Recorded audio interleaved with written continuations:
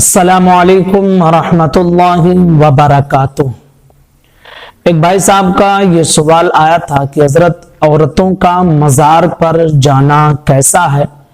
تو آج کے اس ویڈیو میں انشاءاللہ العزیز ہم اس مسئلے کو سمجھنے کی کوشش کریں گے کہ عورتوں کا مزار پر جانا کیسا ہے۔ گزارش ہے کہ بہت اہم اور ضروری مسئلہ ہے، دھیان سے اسے سن کر سمجھنے، اور اگر چینل کو آپ سبسکرائب نہ کیے ہوں تو ضرور چینل کو سبسکرائب کر لیں تاکہ ہر ویڈیو کی نوٹیفیکیشن ہم آپ تک پہنچاتے رہیں۔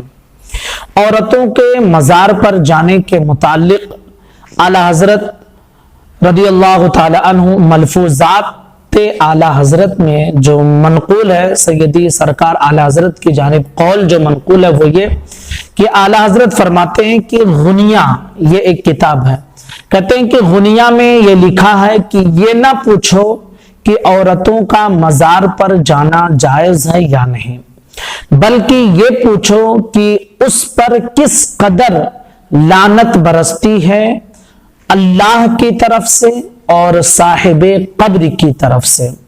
جس وقت وہ گھر سے نکلتی ہے لعنت شروع ہوتی ہے، اور جب تک واپس آتی ہے ملائکہ کی طرف سے، فرشتوں کی طرف سے اس پر لعنت و پھٹکار برستی رہتی ہے، سوائے روضہ رسول کے کہ وہاں پر جانا، حاضری دینا یہ جائز ہے۔ فرماتے ہیں کہ سوائے روضہ رسول کے وہاں کی حاضری البتہ سنت جلیلہ عظیمہ ہے اور واجب قریب بواجب یعنی واجب کے درجے تک پہنچ جاتا ہے، اور فرماتے ہیں کہ قرآن نے اسے مغفرت کا ذریعہ بتایا ہے۔ تو اعلیٰ حضرت کا یہ فرمان ہے۔ نبی پاک صلی اللہ تعالی علیہ وسلم کی حدیث مبارکہ جو ہے وہ یہ کہ حضور صلی اللہ تعالی علیہ وسلم نے ارشاد فرمایا کہ میں نے تمہیں قبروں کی زیارت سے منع کیا تھا لیکن اب میں تمہیں اجازت دیتا ہوں۔ یہ حضور نے فرمایا، پہلے مرد و عورت سب کو منع تھا، لیکن جب حضور نے اجازت فرمایا تو سب کو اجازت دیا کہ مرد بھی جا سکتے ہیں، عورتیں بھی جا سکتے ہیں، کیونکہ کسی کو خاص نہیں کیا تھا کہ تم جا سکتے ہو تم نہیں جا سکتے، ٹھیک ہے۔ تو حضور کا یہ فرمان۔ اب ہوا کیا معاملہ کہ حضور صلی اللہ تعالی علیہ وسلم کے زمانے میں تو قبروں کی زیارت وغیرہ کرنے کے لیے عورتیں بھی جاتی تھیں، لیکن جب صحابہ کرام رضوان اللہ تعالی علیہم اجمعین کے دور میں، حضرت فاروق اعظم رضی اللہ تعالی عنہ کے دور میں ہوا کیا معاملہ کہ عورتیں مسجدوں میں نماز پڑھنے کے لیے آیا کرتی تھی اور جماعتوں میں شریک ہوتی تھیں، لیکن اندیشہ فتنہ کی وجہ سے کہ فتنہ اس کے ذریعے پیدا ہو سکتا ہے، تو اس فتنے کو بند کرنے کے لیے، سد باب کے لیے حضرت عمر رضی اللہ تعالی عنہ نے صحابہ کے مشورے سے مسجدوں میں عورتوں کی حاضری پر پابندی لگا دیا کہ یہ فتنے کا اندیشہ ہے۔ اب آپ ذرا سوچیں کہ جماعت میں شریک ہونا ان کے لیے ضروری تھا، لیکن ایک حکمت کے تحت سیدنا فاروق اعظم نے اور صحابہ کرام نے عورتوں کو جماعت میں حاضری سے منع کیا، اور قبر کی زیارت، مزاروں پر حاضری یہ مستحب کا درجہ رکھتا ہے۔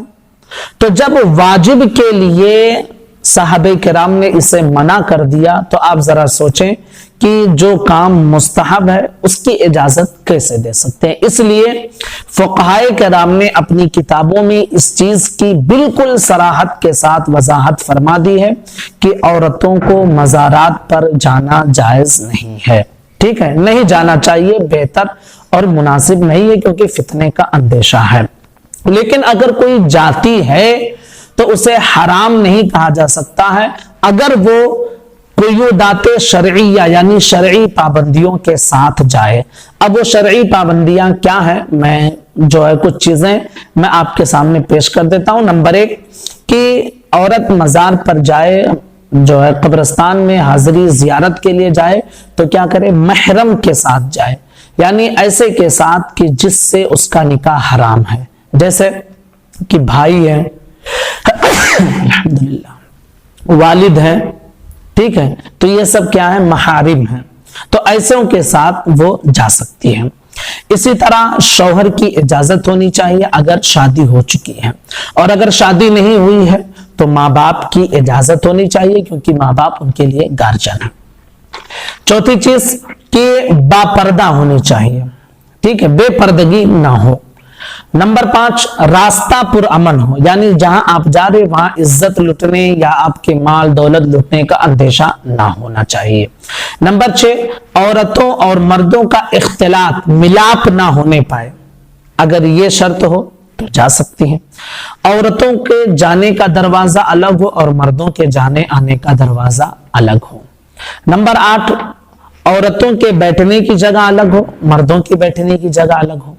नंबर 9, कि औरतें चूंकि बेसब्र होती हैं, इसलिए रोना पीटना ये सारी चीजें अगर ना करें तो, क्योंकि होता यही था कि नौहा करती थी, सीना को भी करती थी, बाल नोचती थी, इसलिए मना किया गया। और इसी तरह हद से ना बढ़े, यानी दरगाहों मज़ारों पर जब पहुंचती हैं तो औरतों को देखिए कि वो शरई हुदूद पार कर जाती हैं।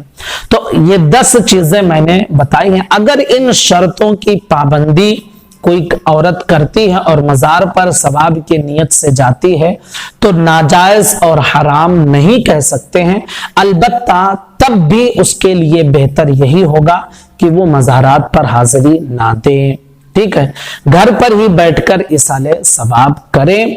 और आप जानते हैं कि घर पर बैठकर इसाले सवाब करने का आपको जो हुक्म दिया गया इसमें भलाई है, क्योंकि ये 10 चीजें जो मैं आपके सामने बयान किया हूं, आप जानते हैं कि बहुत मुश्किल है इन चीजों पर अमल करना। तो भलाई और औरतों की इज्जत और आबरू की हिफाजत इसी में है कि वो अपने घरों में बैठकर इसाले सवाब करें और उनकी बारगाह में अपनी मोहब्बतों का नजराना पेश करें। लेकिन बहरहाल नाजायज और हराम नहीं कहेंगे अगर इन 10 चीजों की पाबंदी पाई जाए, लेकिन यही कहा जाएगा कि बेहतर और अच्छा तरीका यह है कि औरतें मज़ारात पर ना जाएं, अपने घरों से इसाले सवाब करें। तो उम्मीद करते हैं कि यह मसला आपका क्लियर हो गया होगा।